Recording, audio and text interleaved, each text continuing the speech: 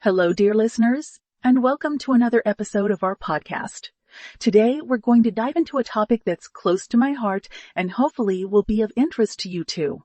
We're talking about container gardening, a versatile and creative way to bring life, color, and beauty to any space, be it your balcony, patio, or even your indoor living area.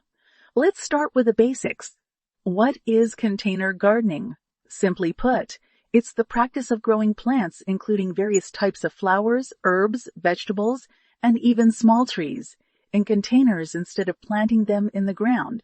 This method offers a multitude of benefits, especially for those who live in apartments or houses with limited outdoor space. Now, you might be wondering, what kind of plants can you grow in containers? The answer is quite a lot. From vibrant petunias to fresh basil, from dwarf citrus trees to exotic orchids. The possibilities are endless. The key is to choose plants that suit your climate, your space, and your personal preferences. Let's talk about the containers. You can use almost anything as a container as long as it has drainage holes at the bottom. Traditional pots, ceramic bowls, wooden crates, even old boots or teapots can serve as unique and charming containers. The size of the container should be appropriate for the plant you're planning to grow. Small pots are perfect for herbs and small flowering plants, while larger containers can accommodate vegetables and larger plants. Now let's move on to the soil. It's crucial to use a good quality potting mix, which is specifically designed for container plants. It's lighter and fluffier than garden soil, allowing for better water drainage and root growth. Watering is another crucial aspect of container gardening. Unlike plants in the ground, which can draw moisture from deep within the soil, container plants rely on you for their water. The frequency of watering depends on the type of plant, the size of the container, and the weather. As a general rule, you should water your container plants when the top inch of soil feels dry to the touch. Now, let's talk about the fun part, designing your container garden. This is where you can let your creativity shine. You can create a theme, mix, and match different plants, play with colors and textures, and arrange your containers in a way that enhances your space. One popular design strategy is the thriller, filler, spiller concept. The thriller is a tall, eye-catching plant that serves as the focal point.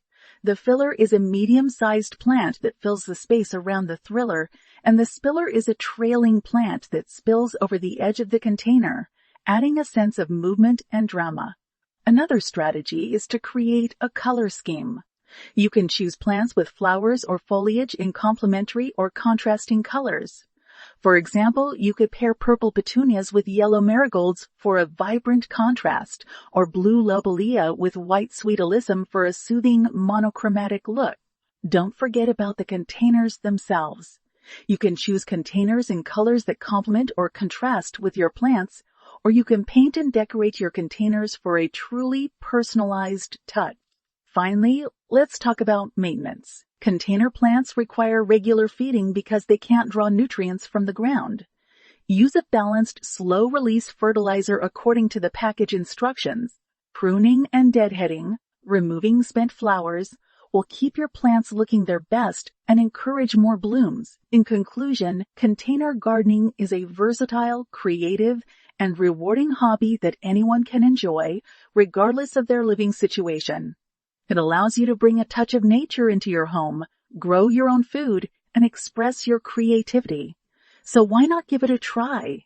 You might just discover a new passion. That's all for today's episode.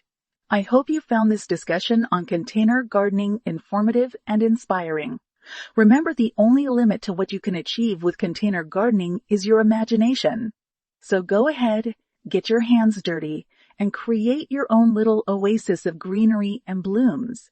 Until next time, happy gardening.